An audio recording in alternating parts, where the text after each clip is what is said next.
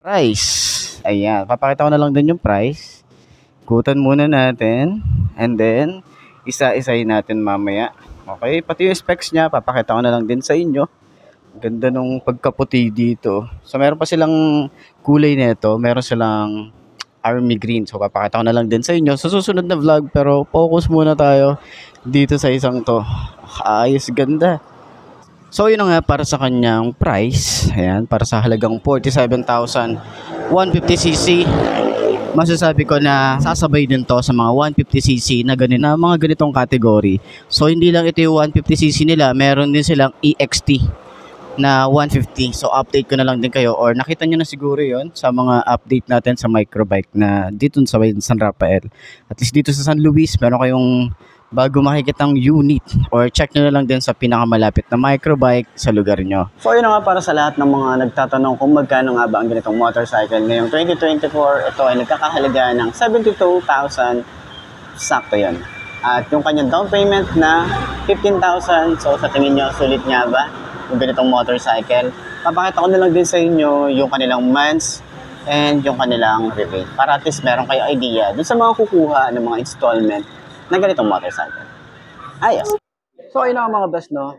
Lahat ng mga nagtatanong kung magkano nga ba ang ganitong motorcycle, ito ay nagkakahalaga ng 45,000 kapag kinuha nyo ng cash, at yung kanyang hulugan at yung kanyang down payment, ipapakita ko na lang din dyan sa screen nyo para at least meron tayong idea kapag kukuha kayo ng hulugan. So ayun, sa tingin nyo, sulit nga ba ang ganitong motorcycle? Dahil nga medyo bago sa market itong 125L nila. So sa lahat ng mga makakabili nito, pwede natin i-share dyan sa comment section kung ano nga ba yung naging experience nyo sa motorcycle na to. So, ayos yan, di ba?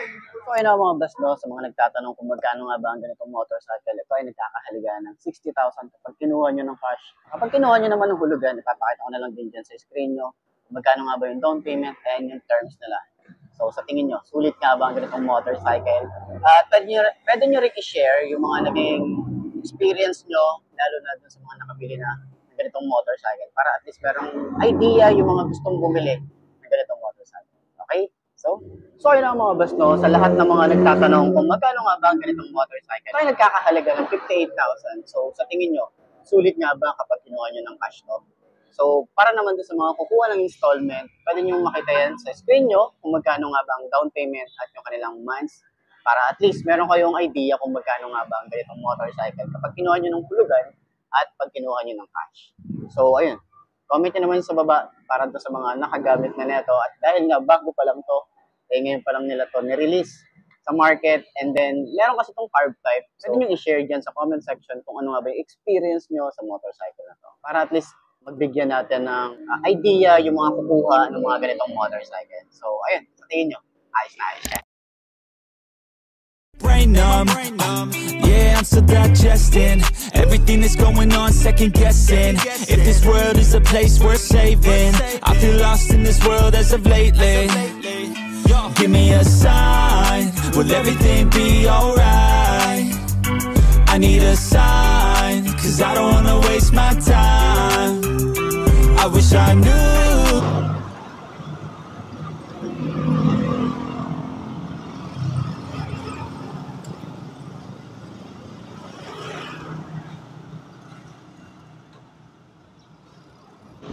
So yun na nga, para sa 5 to na kagaya ko, abot naman natin siya. Tapos naka-boots tayo rito.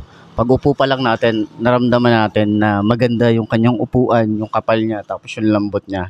All goods para sa akin. Tapos yung kanyang turning radius, maganda rin, malawak din. Maganda yung kanyang bounce nung sa shock sa harap, no? Sa likod di ko masyadong maramdaman eh. Pero yun nga, maganda rin yung suspension niya. Tapos magaan lang din yung motor, no? Tapos para sa mga beginner na gusto kong ito yung beginner bike nila, pwede to. Kahit mapababae, lalaki, pwede yung isang to. So ano sa tingin nyo? No, sulit nga bang bilhin itong microbike Neko Abruzzi 125? Sipping hard in the back of a booth, sold out, I can never get enough. Success is like a drug, the money come in, but then I want more stuff. So I gotta work hard, play harder, gotta work smarter. Time is money, yeah, money is harder. So I'm not giving up, no, I'm not giving in. I was born in this world, I swear, to make a difference. If you need a mentor, I got something for you, kid.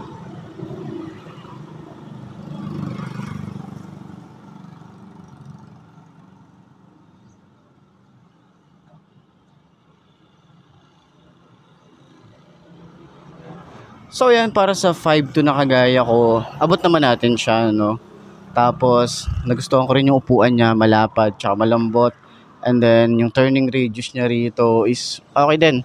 Malawak din siya, no? Hindi ka mabibitan sa kakasingit-singit, lalo na dito sa atin, okay?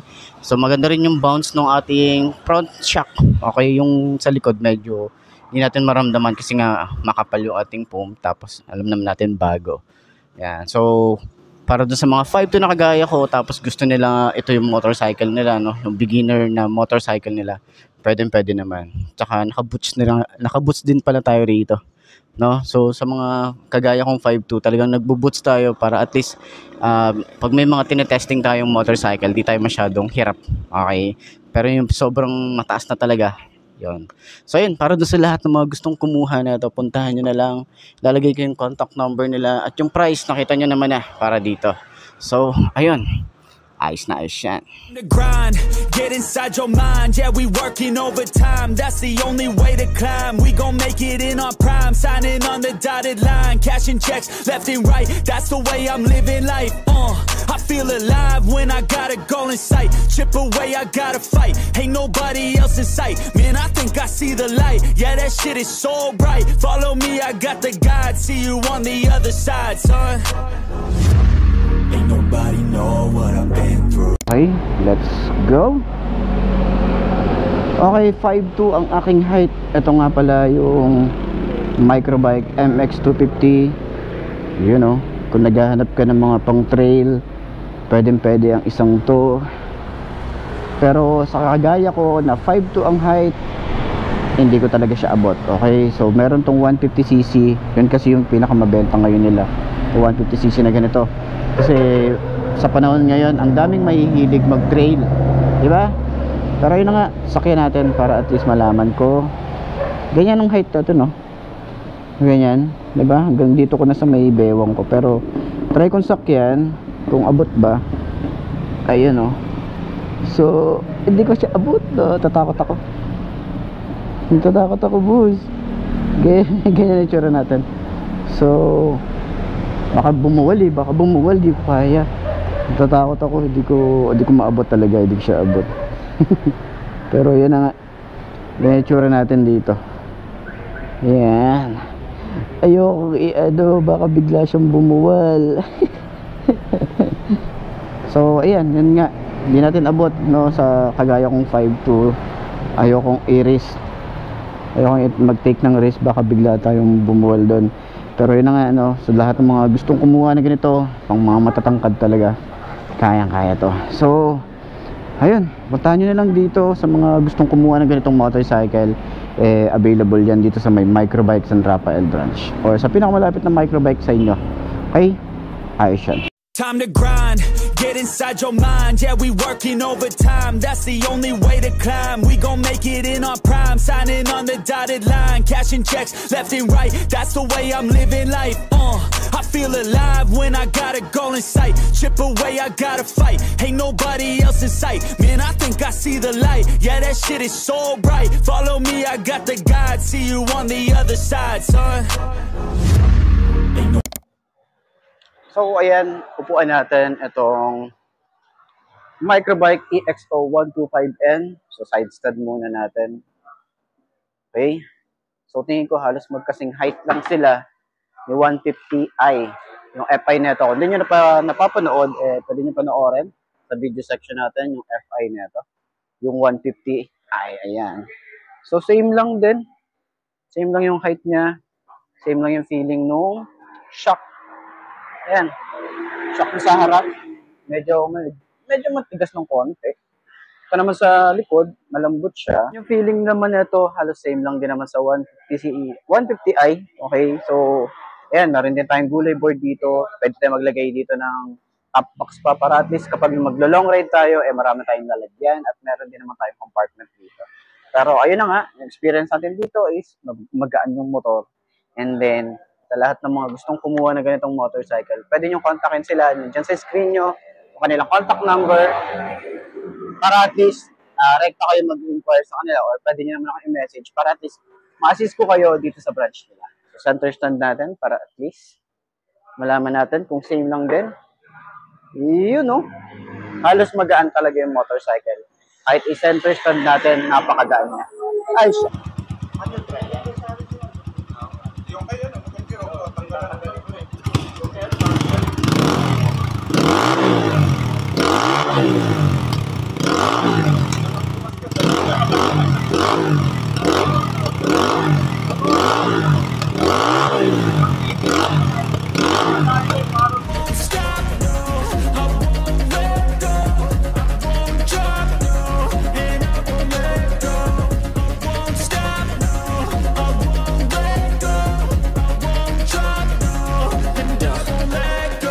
It's automatic, I'm always getting after it. If you ain't working, I don't understand what's happening. There's not enough time just to be imagining. You gotta take some action towards practicing. I know it's not easy, but you So, yun na nga. Sakyan natin itong MX-150 XR ng microbike. So, aking height ay 5'2". So, tingnan natin kung abot natin. So, ayan. Okay. Tatayo natin. Yun, no? So, sobrang tingkaya tayo rito, pero napakagaan. Napakagaan ng kanyang weight, no? Itong motorcycle na to. Ayan. So, sobrang tingkayad. Siguro mas okay kung nakaboots tayo rito, pero abot natin yan. Ayan, di tayo hirap po. Napakagaan. Smooth lang ng kanyang shock dito sa likod. Lalo dito sa harap. Ayan, o. Ano nyo? Diba? Astig. So, ayan, sa turning radius niya, okay, malawak din naman siya. Saktuhan lang kapag mag-U-turn ka. Okay. Sobrang smooth lang din. Ayan. Gando. Tapos ang lambot pa ng upuan. Sabi, ito talaga yung mga masarap pang trail. Mga ganito. Ayan. So, ayan, para sa lahat ng mga gustong kumuha ng ganitong motorcycle, pwede silang kontakin sa kanilang contact number dyan sa screen nyo para at least rekta na kayo na mag-inquire sa branch na to. Okay? And then, sa Facebook page, pwede rin. Follow nyo na rin sila para at least pwede nyo silang i-message. And pwede nyo rin ako i-message sa aking Facebook page para at least ma-assist ko kayo dito sa branch nila. So, sa tingin nyo, ayos na ayos ba ang kanyang looks para sa inyo? At ito na ba ang hinahanap ng motorcycle? Ayos yan. I'ma make it to the top spicy. Call a covenant, not cocky. You cannot break me. This world's mine for the taking. Got an itch, man, I'm making. Oh, I'll keep my head down and grind and be patient. I'll take a stab at the top and the sailing. They can all try, but you cannot contain it. Cause I see the things that I want and I take on my goal. Push myself to the brink, no limit. Do what it takes to be free, committed. I'm a little obsessed with things, I'll admit it. But that's what it takes to get a freedom ticket. Got a killer instinct and it's just the beginning. Breaking down walls and the hurt start thinning. And the more you push it, the fast start trimming. Till you're the only one standing up straight, winning all. No, we never sit still.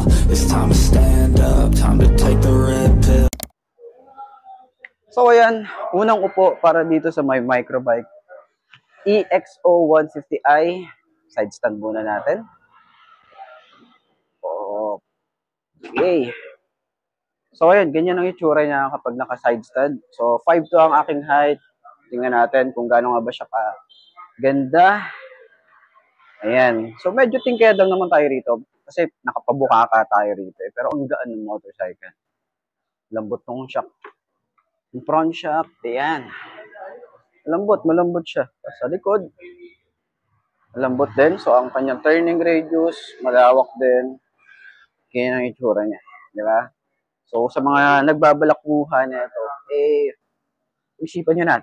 Di ba? Bagong FI ni Microbike. And tingnan nyo naman, maluwag yung ating gulay board dito. So, marami tayong may ilalagay ng mga gamitin dito, lalo kapag naglo-long ride tayo. So, ayan, ganyan. Lambot nung siya ko. So, ayan, para dun sa lahat ng mga gustong kumuha ng ganitong motorcycle, pwede silang kontakin dyan. Sa screen nyo, ilalagay ko yung contact number nila. And then, sa mga nagbabalak din, meron din silang Facebook page. Comment nyo na lang kayo or mag-message na lang kayo sa Facebook nila. So, ayos na ayos siya. Center stand natin, kung gaano nga ba siya ka-smooth center stand. Napaka-easy lang yung center stand. Ayos, diba? So, yun na mga boss, no? Ito na ba ang motor na babagi sa'yo? Kung ito na nga ay markahan mo na at mag-subscribe ka na sa aking YouTube channel, i-click mo na rin yung notification bell para updated ka sa lahat ng videos na upload natin dito araw-araw. So, lagi yung tatandaan, wala sa brand ng motor ang tatagal niyan. Hindi na sa pag-aalaga mo yan, tatagal yan. Ayos na ayos yan. So, kita ka na lang ulit tayo bukas. I'm Mark D. Ciao. Maraming salamat sa inyo. Babush.